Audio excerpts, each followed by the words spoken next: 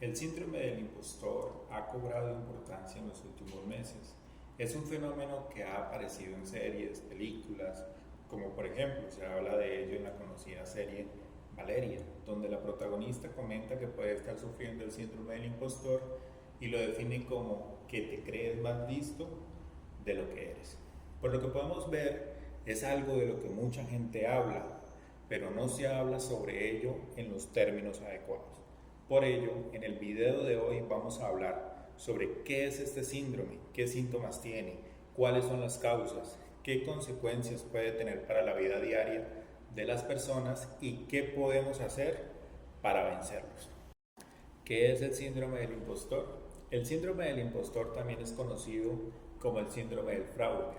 A rasgos generales podríamos decir que ocurre cuando una persona, a pesar de tener todos los conocimientos necesarios para desarrollar un determinado puesto de trabajo o actividad, piensa que lo que ha logrado no ha sido fruto de su esfuerzo, sino de suerte u otro tipo de factores externos. ¿Qué síntomas tiene el síndrome del impostor? Los síntomas o manifestaciones más comunes de este síndrome suelen ser los siguientes: miedo a mostrar sus imperfecciones, miedo a perder una posición social, en la mayoría de los casos otorgada por el trabajo desempeñado, incapacidad para valorar de manera racional las capacidades y los logros conseguidos a lo largo de la vida, sesgos cognitivos como por ejemplo minimización de lo positivo. Esto último está relacionado con atribuir los logros a factores externos como la suerte y no a factores internos como el esfuerzo realizado para conseguir el logro. Miedo a no estar al nivel de lo que se requiere y altas autoexpectativas. ¿Cuáles son las causas del síndrome del impostor? Como hemos comentado, es un término relativamente reciente y del que todavía no se ha estudiado mucho. Por ello, establecer las causas podría ser algo precipitado. Aún así, teniendo en cuenta los estudios que se han llegado a realizar hasta la fecha, podríamos establecer qué factores podrían predecir este síndrome. Ser mujer. Diferentes estudios ponen de manifiesto que las mujeres sufren más este síndrome. Ser joven. Las personas jóvenes tienen más probabilidad de tener este síndrome que las personas adultas. Tener que desarrollar un nuevo rol, por ejemplo, cuando empezamos un nuevo trabajo o una nueva formación académica, podemos sentir que no vamos a ser capaces porque nunca lo hemos hecho antes. Tener un alto nivel de perfeccionismo y exigencia. Si venimos de una familia en que los logros son importantes, tenemos más probabilidades de desarrollar este fenómeno. Además, también está relacionado con una alta autoexigencia. En otras palabras, con ponerse a uno mismo unas metas irracionales e inalcanzables en muchos casos. ¿Qué consecuencias tiene el síndrome del impostor?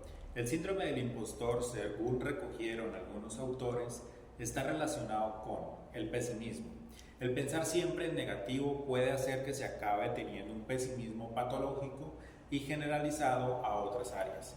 El perfeccionismo. Estas personas siempre quieren alcanzar la perfección para que el resto de las personas no les descubran. La baja autoestima. El ponerse metas muy altas y pensar constantemente que no se es lo suficientemente bueno o que no se está a la altura puede provocar sentimientos de ineficacia y por consiguiente baja autoestima. Ansiedad. El vivir con el miedo constante a ser descubiertos genera ansiedad y en muchos casos también ansiedad social. Esto último se produce porque estas personas tienen miedo a ser descubiertas por los demás y en consecuencia eliminan todas las relaciones sociales posibles para minimizar las probabilidades de que esto ocurra. De igual manera, esto también se puede relacionar con dificultades para dormir, baja tolerancia a la frustración, la inseguridad personal y la ansiedad social. ¿Cómo vencer el síndrome del impostor? Algunas recomendaciones básicas. Lo primero es reconocer que estás siendo víctima de este síndrome. Apunta a todos los pensamientos irracionales que tengas acerca de tus habilidades o capacidades. Utiliza la reestructuración cognitiva. Cambia esos pensamientos irracionales o desadaptativos por otros más saludables. Utiliza el autodiálogo positivo. Es muy importante hablarse siempre en términos positivos. Cuando se produce el síndrome del impostor, el autodiálogo es más bien negativo, sustitúyelo. Estudia cuáles son tus fortalezas. En este síndrome las personas tienden a fijarse solo en las debilidades. Por ello, te proponemos que intentes pensar también en cuáles son las fortalezas que hacen que te diferencies del resto. Acepta tus éxitos. Como hemos comentado anteriormente, se puede producir un sesgo cognitivo llamado minimización de lo positivo, donde atribuimos los éxitos y los logros a factores externos como la suerte, cuando no hay. Intenta reflexionar sobre tus éxitos, indagando en qué has hecho para conseguirlos. Premiate. Es importante que te dediques tiempo para festejar o para celebrar tus logros y tus éxitos.